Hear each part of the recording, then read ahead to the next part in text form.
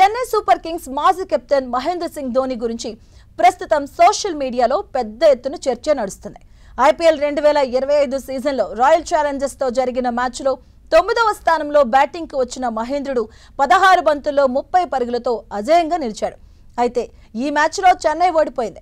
ధోని గనుక బ్యాటింగ్ ఆర్డర్లో ముందుకు వచ్చి ఉంటే ఫలితం మరో రకంగా ఉండేది అని పలువురు మాజీ ఆటగాళ్లతో పాటు కొందరు ఫ్యాన్స్ అభిప్రాయపడ్డారు.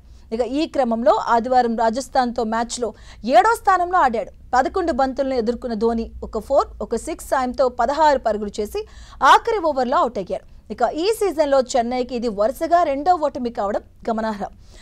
దీంతో ధోని బ్యాటింగ్ ఆర్డర్లో 6వ స్థానంలోపు ఎందుకు రావడం లేదు అనే ప్రశ్నను సిఎస్కే మేనేజ్మెంట్కు ఎదురవుతుంది. దీనికి చెన్నై కోచ్ స్టీఫెన్ ఫ్లెమింగ్ సమాధానం ఇచ్చాడు. మ్యాచ్లో 6 లేదా 7 ఓవర్లు మిగిలి ఉన్న సమయంలో ధోని బ్యాటింగ్కి వచ్చే అవకాశమే లేదని స్పష్టం చేశారు. 2 ఏళ్ల క్రితం ధోని మోకాలికి శస్త్రచికిత్స చేయించుకున్నాడు.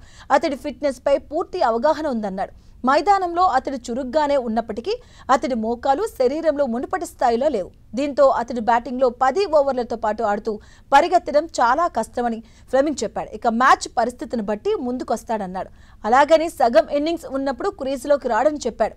ఇక అదే సమయంలో యువ క్రికెటర్స్కు అవకాశం కల్పించాల్సిన అవసరం ఉందన్నాడు.